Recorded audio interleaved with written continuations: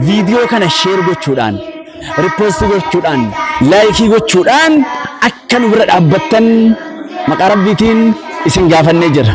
Masjidni kun osoo nu qabu, osoo isin qabu, osoo hayyoota islaamaa qabu, osoo muslima namoota baay'ee kana qabu, dhiphatee, rakkatee, cinqatee, madrasaa dhabee bifa kanaan madrasaan masjida keessatti qaraahamaa jira jedhan. Sheekni keenya Ustaaz Sheema Madamii hojiin cinqama ture amma immoo garuu gara masjida irra deemaati.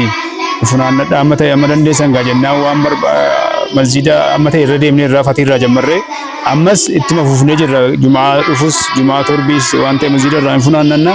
Garuu wanni kun bakka nuun gahu. Kanaafuu jarris quba qabu. Ustaaz Muktaar Xahas dhufee viidiyoo nu kaasee bakka biraatti nu ergeera garuu deebiin nu deebisne jarri sunis waan tokko nu argamne waan ta'eef nu baay'ee muddamnee jirra. Bismillahir Rahmaanir Rahiim. Bakki nutti argamnu gaamma masjida Ammaar bin Yaasir Ginjoo ganda Ginjoo keessatti naannoo Miizan Xaabiyaa Imaamu Ahmadii gadi Sumayyaadhaa ol jiru. Rakkoo amma sa'aatii kana waan lafa asirraa itti aanee jiru bitachuu irratti kaanee ji'a tokkoof 14 caalaa lakkoofsifneerraa naannoo birrii miliyoona 3tiin bitachuudhaaf walii gallee garuu ammallee waa tokko argannee liqeeffannee waa birrii miliyoona 1 kennineefii turre ka hafees argachuu hin dandeenye kan sila liqeeffannes ammallee nurraa hin dhumne akkasitti amma uummata islaamaa magaalaa Jimmaa keessa jiru irratti kun xiqqoodha jenneeti kan itti kaane boota madrasaas hin qabnu. Bakka sochoonee bakka shintibeetillee uummanni islaamaa dhaqee waduu wadaatu hin qabnu.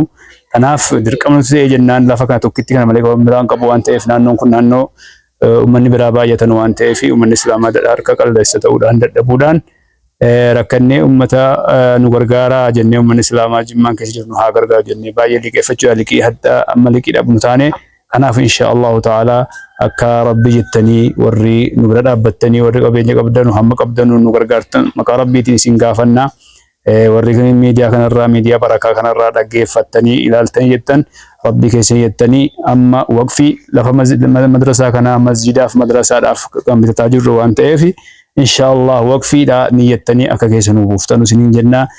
Kabajaa isin gaafannaa masjida Ammaar bin Yaasirii naannoo Ajiippiiti. Assalaamu alaykum wa rahmatullahi wa barakaatuh. Kanneen gara foddaa miidiyaa barakaatiin nu daawwataa jirtan hundi keessanuu kan dhiiraa, kan dubartootaa, kan hayyootaa, kan ulamootaa, kan dargaggootaa, kan biyya keessaatii fi kan biyya alaa hundi bakki irratti argamnu magaalaa Jimmaa gara Ajiippiidha as naannoo Ginjoo jedhamu masjida Ammaar bin Yaasir bakka jedhamutti argamna. Maaliif laata? Foddaa miidiyaa barakaatiin hanga dhuma sagantaa kanaatti nu waliin turaa isiniin jechuu barbaanna. Egaa masjidni kun osoo nu qabu, osoo isin qabu, osoo hayyoota islaamaa qabu, osoo muslima namoota baay'ee kana qabu, dhiphatee, rakkatee, cinqatee, madrasaa dhabee bifa kanaan madrasaan masjida keessatti qaraahamaa jira jedhan. Masjida keessatti qaraahamaa jira. Namoonni waa hedduu warrakkisee jira. Masjidni sunuu xiqqoodha. Bakka silaa dubartoonni itti salaatan namatu itti qaraahaa jira. Namoonni wal dhiibee jira. Sanumaa wajjin lafa kanatti aanu gurgurachuudhaaf namoonni waan nu gaafataniif warri ollaadha. Maallaqa miliyoona 3 waan gaafataniif danuu miti. Miliyoona 3 jechuun waan qallaaliidha. Miliyoona 1 liqeeffatamee itti kennamee qabdii waan jiranuuf miliyoona 2 ammoo liqiitirra jira. Abbaan liqii sunis hatattamaan maallaqa isaa fudhachuu barbaada. Obboloota keenya ummata diin islaamaa birrii maa xiqqoo siin tahin guddoo siin tahin namni mana rabbii ijaare rabbi jannata keessatti mana ijaaraaf jedhan Nabi Muhammad alayhi salatu wassalaam. Waan kana ta'eef xiqqoo ati keessa buufatteen hangati hojjetteen hangati akkaawuntii kan kee kanarra baafteen rabbi ibidda jahannamirraa si haa hattaqu jenna.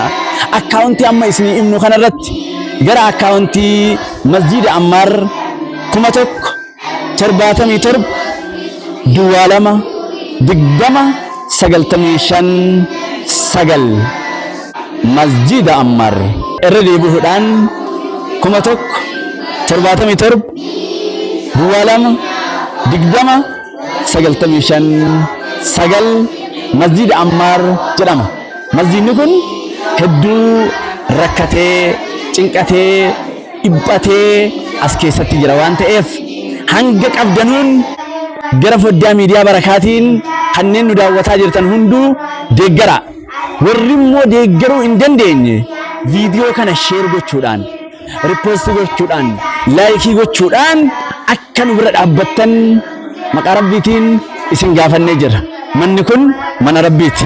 Wala haa gargaarru. Akkuma dhageessanii jirtanuu ergaan gara majlisaatiinis wala yeroo duraatiif majlisa deemneeti. Akkamitti gaafanna waan kana jennee baay'ee dhiphataa turre, rakkataa turre. Sheekni keenya Ustaaz Sheekh Muhammad Amin hojiin cinqamaa ture, amma immoo garuu gara masjida irra deemaati. Funaannadha amma ta'e amma dandeessan gaa jennaan waan masjida amma ta'e irra deemnee irraa fatii irraa jammarree ammas ittuma fufnee jirra. Jumaa dhufus Jumaa torbiis waan ta'e masjida irraa hin funaannanna. Garuu wanni kun bakka nuun gahu. Kanaafuu jarris quba qabu. Ustaaz Muktaar Xahaas dhufee viidiyoo nu kaasee bakka biraatti nu ergeera, garuu deebii nuun deebisne jarri sunis waan tokko nu argamne waan ta'eef nu baay'ee muddamnee jirra. Baay'ee rakkannee jirra waan ta'eef inshaallah warri masjidotarraa ganaa sichi isin bira geenyus jabaadhaa nu gargaaraa bareechaati. Warri sila nu gargaartee jirtanus dhufee qaamumaan kallattumaan kottaa ilaalaati nu gargaaraa isiniin jenna. Gara majlisaatiinis ergaa Sheekh Muhammad Amin nu dabarsaniiru. Multaqaa a'immaa Jimmaa irratti gargaaraa jedhanii sagaleen nu ergaa nu dabarsanii waan ta'eef inshaallah akkuma sana hordofaati isiniif dawwallas isin bira geenyas isin bira dhufnas isinis nu hordofaa nu gargaaraa guyyaa ji'a tokko otoo hin gahin keessa akka nu gargaartanii waan kana nurraa baaftanu jechuu ummata islaamaa maqaa rabbiitiin isin gaafanna inshaallah. Wassalaamu alaikum warahmatullahi wabarakatuh.